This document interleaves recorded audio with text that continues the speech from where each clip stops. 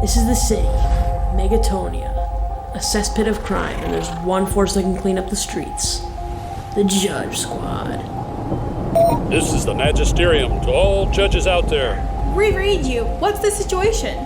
Quadrant 7 is full of bad guys. In other words, it's in need of some serious judgment. You got it. I'm sending Justice Olin to bring the gavel down. You will make sure that any litigations are suspended. We'll what?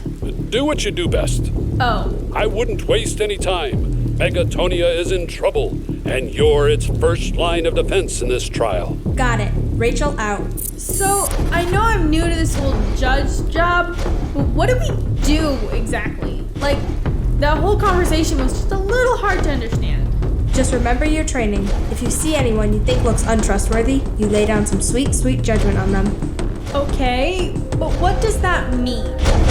It means we label them as possible threats to public safety. We act as judge, jury, and incarcerator. Olin, we were told you'd be coming. I was just going over the case with Violet, our newest justice on the force. Glad to meet you, but I don't know if I'll be very good at this whole judging thing. Listen, recruit, just by looking at you, I find in contempt of the laws and regulations our squad stands for. You do? She's new. She'll learn. Perhaps. I hereby sentence you to half an hour of pause and tales while I review this case. That doesn't sound too dreadful. Let me start it up. Hey, Violet, what's going on? Oh, hey, Mr. Hugh. What are you doing here? Oh, Lionel asked me to watch his house as he went on a trip to see relatives. How about yourself? Just looking at Mr. Jacob's collection of movies. There are some really old ones. I mean, some of them look good, but some of these other ones look really goofy. He does have some classics from a simpler time, but don't let those covers fool you. Just because a movie looks a bit cheesy on the box doesn't mean it's not good. If you say so. So, are you the only one here? Nah, Rachel and Olin are talking about some sort of Judge Joey show or something. I came over here to listen to the radio instead of all the court cases that Olin's been watching. Sounds interesting. Trust me, it's not. That's not how being a judge works, Olin. I'm telling you it is. You just need to watch a few episodes. Judge Joey just looks at a person on trial and right away he can tell if they're guilty or not. It's a skill I'm developing myself. And how are you doing that? Oh, hey, Mr. Hugh. Sounds like you and Rachel are having quite the discussion. He's just talking about a show he's been watching with his mom. It's a courtroom show where a judge lays down the law and sends criminals to jail. I see. I think I've heard of that one. It's pretty popular. Anyway, I was talking about how I want to be like Joey and be able to tell if people deserve to be punished or not. I've been telling him that's not how being a judge works. And I've been telling her that she needs to watch the show and see it in action. Well, I couldn't care less one way or the other. That sounds like a really boring skill to have. I'd much rather be able to draw well or be good at driving race cars or something. You just need to open your mind to the possibilities. I'd much rather open my mind to the pond. That sounds like a lot more fun. I'll start it up.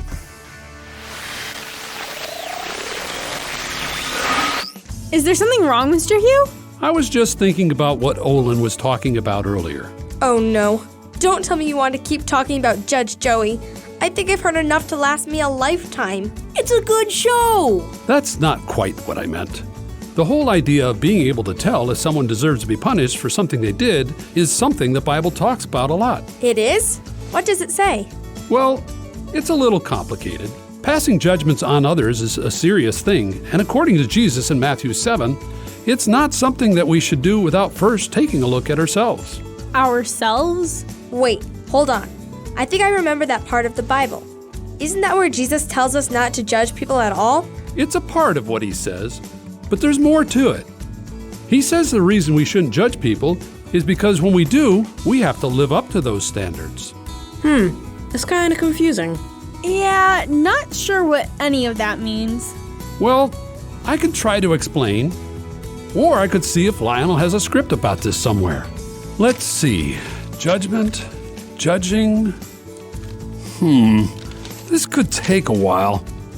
Don't feel too bad. It usually takes Mr. Jacobs a long time to find his scripts too. What do you guys want to do while we wait? Listen to the radio? Right, of course.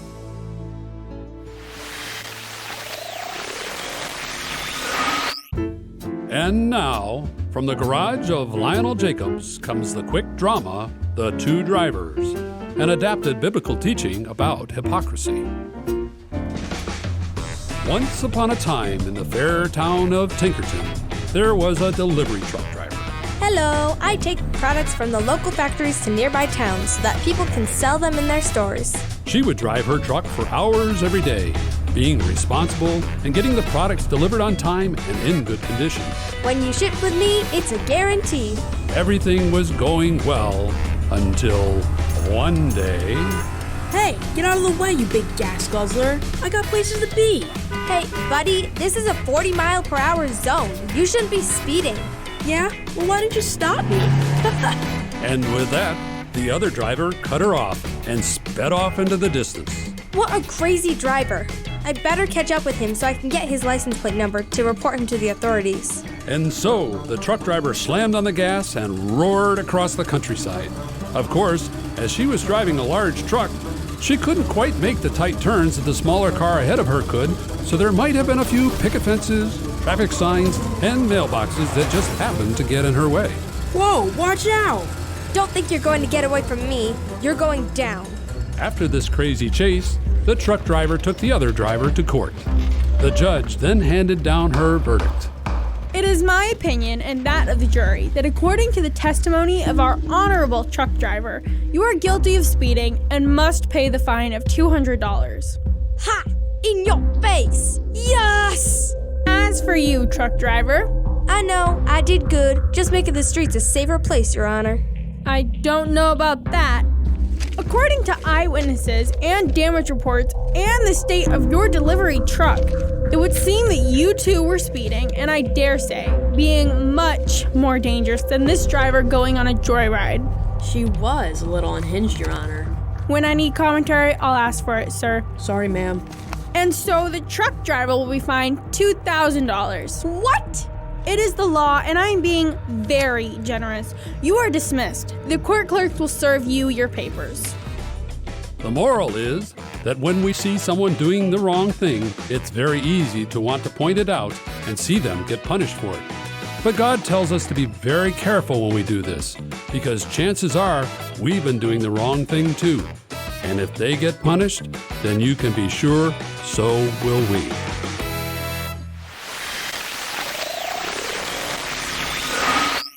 Mr. Hugh, can I ask you something? Sure, Violet. What's up? It's the drama we read earlier. You know, the truck driver one. Oh, yeah. What about it? Well, I guess I don't understand the lesson. We're not supposed to judge people because then we'll get judged. But I thought God forgives us when we do things that are wrong. He does. 1 John 1:9 says that if we admit to God we're in the wrong, then He will forgive us. But you need to understand that God doesn't want to punish anyone.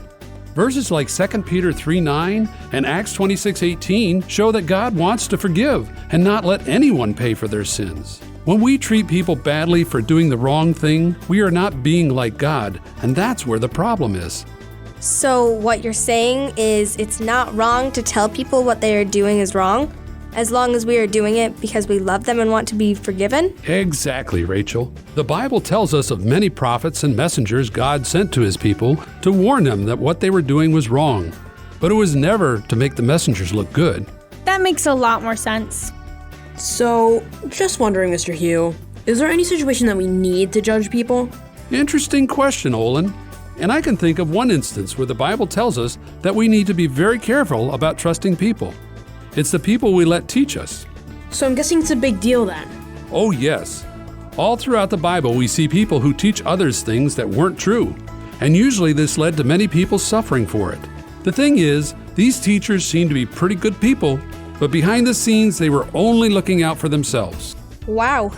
So if we're supposed to be careful not to trust those kinds of people, how are we supposed to know? Again, in Matthew 7, Jesus tells us. He tells us that you will know people are serving God by the way they live. God goes on to explain in Galatians 5 that people who follow Him are joyful and loving. They don't get into arguments all the time and are patient with others, showing kindness and doing good to everyone. They don't break promises and aren't mean or lose their temper. That's quite the list. Is that all it has to say? Oh, I could go on, Rachel, But if you really want to know more, I'd suggest reading 1 Corinthians 13. There's another list there that explains a little more. Cool. I'll go look that up. What's that? Oh, that's my alarm. Judge Joey is dropping a new video in like 5 minutes. I gotta go tell Mom. Sorry I asked. Have fun, Olin. We'd better get going too. Thanks for talking with us, Mr. Hugh. You're pretty smart, even if you aren't Mr. Jacobs. Thanks, Rachel, I think. Have a good day. Bye. Huh. Now then, how does Lionel turn this radio thing off? This one? Nope, it's this one.